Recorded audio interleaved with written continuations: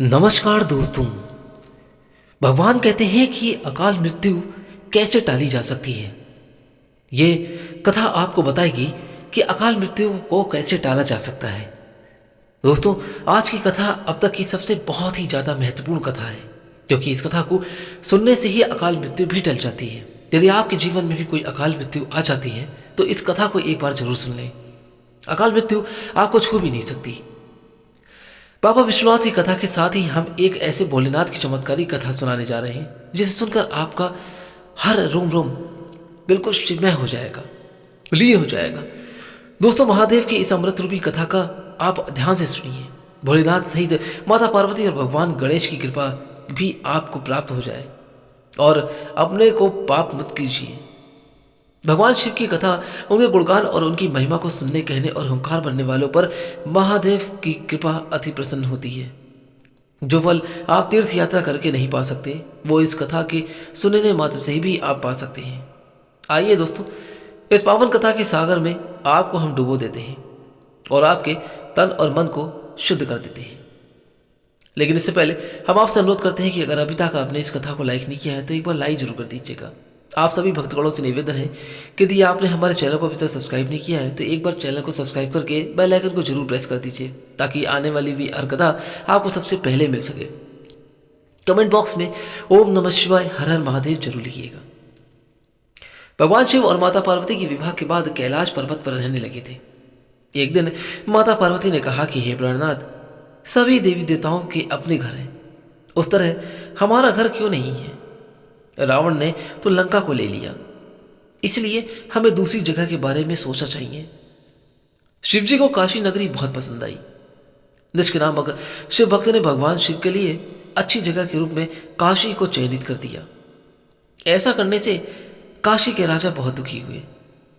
राजा ने ब्राह्मण ब्रह्मा जी की तपस्या की और उन्हें प्रसन्न करके अपनी समस्या बताई। राजा ने कहा कि देवता देवलोक में रहते हैं, पृथ्वी तो मनुष्यों के लिए है। ब्रह्मा जी के कहने पर शिवजी काशी छोड़कर मंदराचल पर्वत पर चले गए, लेकिन काशी नगरी के लिए अपना मुंह त्याग नहीं सके।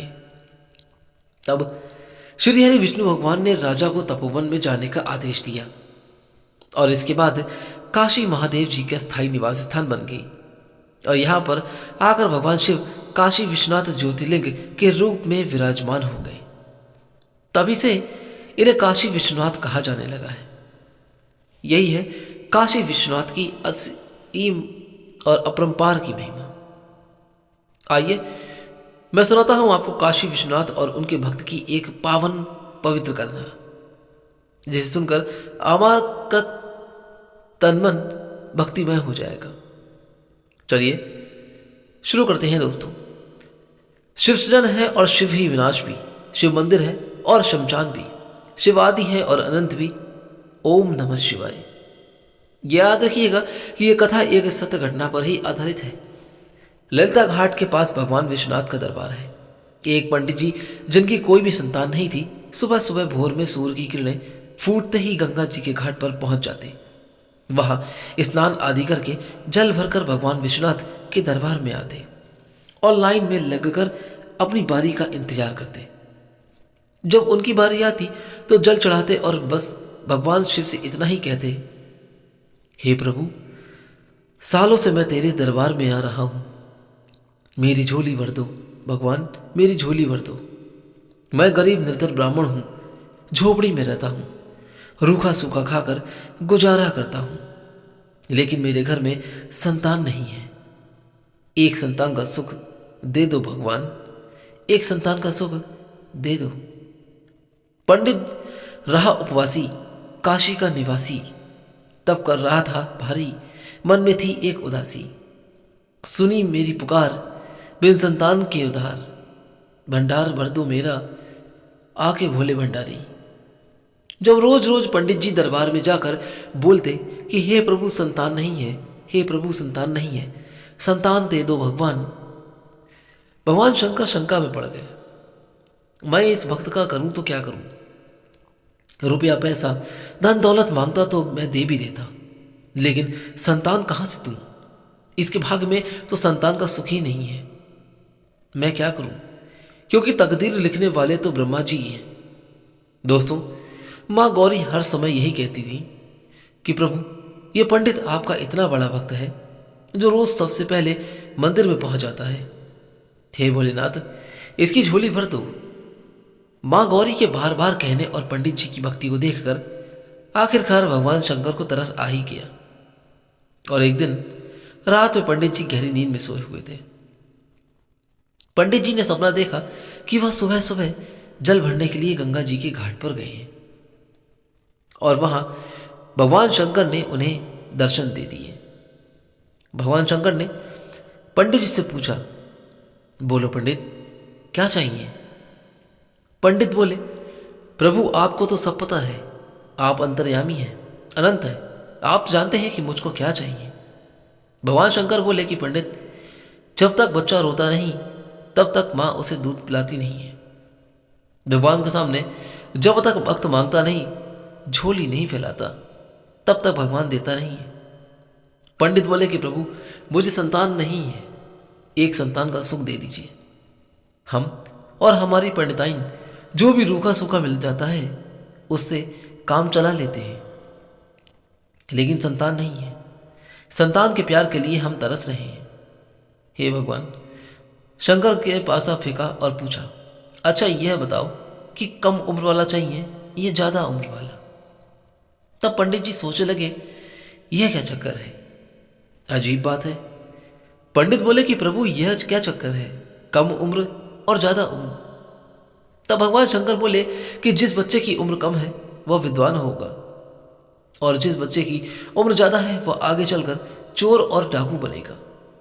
जल्दी बताओ, कम उम्र वाला चाहिए या ज़्यादा उम्र वाला? अब पंडित था हिंदुस्तान का वासी और हिंदुस्तान में पत्नी से पूछे बिना पति कोई काम नहीं करता। तब पंडित जी ने कहा कि हे प्रभु, प्रभु आपका यहीं खड़े रहिए, मैं घर जाकर अपनी पत्नी से पूछ कर आता हूँ। दौड़ते हुए पंडिताइन के पास पहुंचा और बोला, पंडिताइन, प्रभु के घाट पर हमें दर्शन दिया है और वे पूछ रहे हैं कि क्या कम उम्र वाला बच्चा चाहिए या ज़्यादा उम्र वाला? पंडिताइन भी यह सुनकर घबरा गई और हैरत में पड़ गई। पंडिताइन ने पूछा, कम और ज़्यादा उम्र का चक्कर क्या है? पंडित जी ने कहा कि पंडिताइन, भगवान शिव ने कहा है कि कम उम्र वाला बच्चा विद्वान होगा और ज़्यादा उम्र वाला बच्चा डाकू और चोर बनेगा। तुम जल्दी से बताओ कि हमें कौन सा बच्चा मांगना चाहिए। तब पंडिताइन ने कहा कि देखिए, हमें कम उम्र वाला बच्चा ही चाहिए, हम कम उम्र से ही काम चला लेंगे। जाकर शिवजी से कह दीजिए कि वह हमें कम उम्र वाला बच्चा ही दे दे। दौड़ा दौड़ा घाट पर पहुंचा पंडित और बोला कि प्रभु, कम उम्र वाला भी बच्चा दे दो, हम कम उम्र से ही काम चला लेंगे, क्योंकि ज़्यादा उम्र वाला तो चोर डाकू है।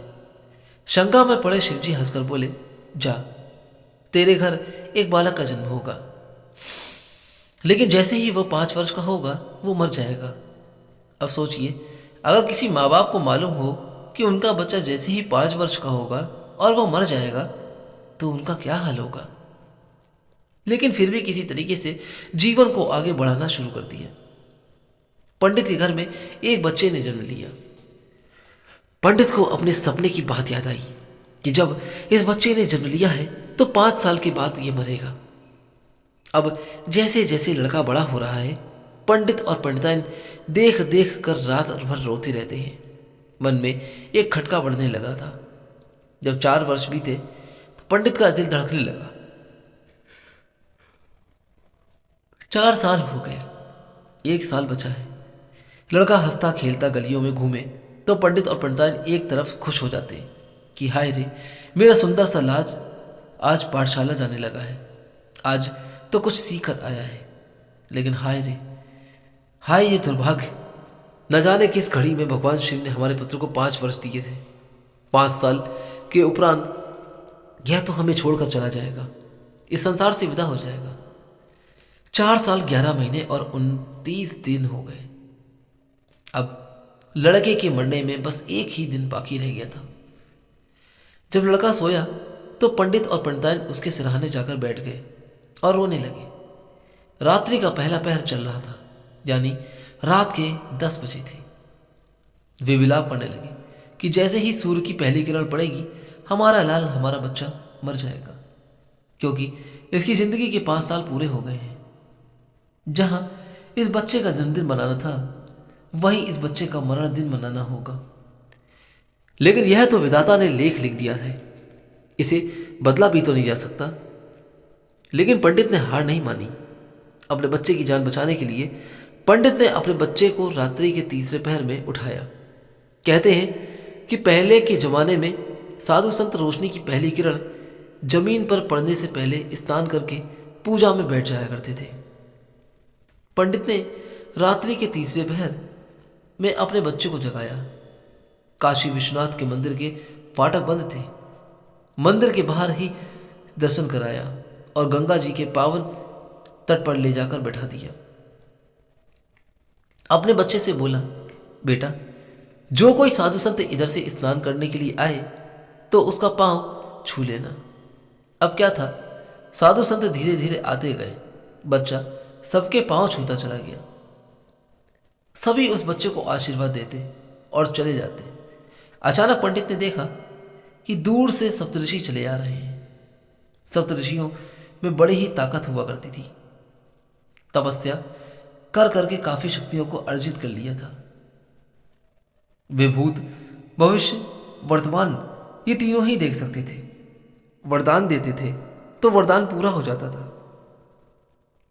सप्तऋषियों को आता देख पंडित एक पेड़ के पीछे छुप गया और अपने बच्चे को इशारा किया। जब सप्तऋषि आए तो बच्चा उठा और उनके चरणों को छू लिया। सप्तऋषि ने देखा और कहा, आयुष्मान भव, तुम्हारी उम्र लंबी हो। पेड़ के पीछे से पंडित बाहर निकला और हंसते हुए सप्तऋषियों से कहा कि महाराज, आपने पहचाना, यह वही बच्चा है जिसकी उम्र 5 वर्ष है और आज यह मरने वाला है। आपने इसे आशीर्वाद देकर इसकी उम्र लंबी कर दी है। आपका वरदान कभी खाली नहीं जाता। सप्तऋषियों ने सोचा कि हम तो वरदान दे चुके हैं और अगर हमारा दिया हुआ वरदान पूरा नहीं हुआ तो दुनिया में हमें कोई मानने वाला भी नहीं होगा। लोग कहेंगे कि सप्तऋषि वरदान तो देते हैं लेकिन पूरा नहीं होता और वो हमारा उपहास करेंगे। लेकिन हम इस बच्चे को लेकर जाएं और कहाँ जाएं, क्या करें? सप्तऋषियों ने पंडित से कहा कि हे पंडित, तुम्हारा बच्चा आज सुबह मरने वाला है, तो कुछ समय के लिए इस बच्चे को हमें दे दो। महादेव के वचन को काटने की हम में इतनी क्षमता नहीं है। अगर हमने ऐसा किया तो महादेव नाराज हो जाएंगे। चलो, यह मुसीबत ब्रह्मा जी के गले में डाल देते हैं, फिर वह जाने और भगवान शिव जी जाने हमारी जान छूटेगी। सप्तऋषियों के साथ वह बालक ब्रह्मा जी के पास पहुंचा। सप्तऋषियों ने कहा कि बेटा, वह ब्रह्मा जी हैं, जाओ धीरे से उनके पांव को छू लो। ब्रह्मा जी उस समय किसी अन्य की तकदीर लिख रहे थे और तकदीर लिखने में व्यस्त थे। लड़का ब्रह्मा जी के पास धीरे धीरे गया और ब्रह्मा जी के पांव को हाथ लगा दिया। ब्रह्मा जी ने कलम रोकी और बच्चे को देखा और बोले, आयुष्मान भव, तुम्हारी उम्र लंबी हो। सप्तऋषियों ने कहा कि चलो, बला टली। तब ब्रह्मा जी से पूछा, काहे की बला टली? सप्तऋषियों ने सारी कथा कह सुनाई।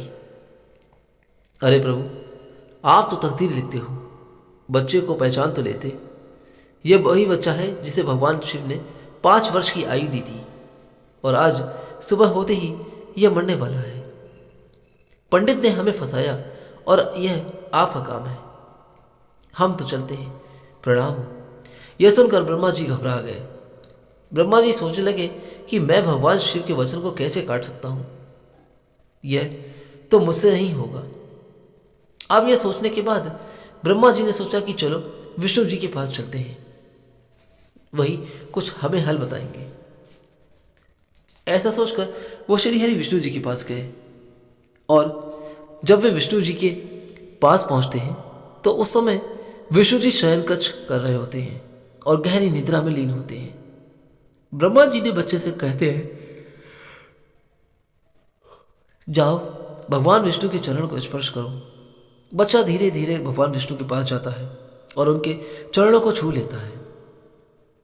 चरण स्पर्श करते ही भगवान विष्णु की निद्रा भंग हो जाती है और जब वे देखते हैं तो बच्चे को आशीर्वाद देते हैं और कहते हैं कि आयुष्मान भव, तुम्हारी आयु लंबी हो।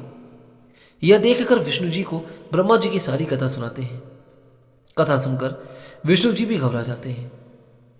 भगवान विष्णु सोचते हैं कि यह तो बहुत बड़ी गलती कर दी। मैंने निद्रा में इस बच्चे को आयुष्मान होने का वरदान दे दिया।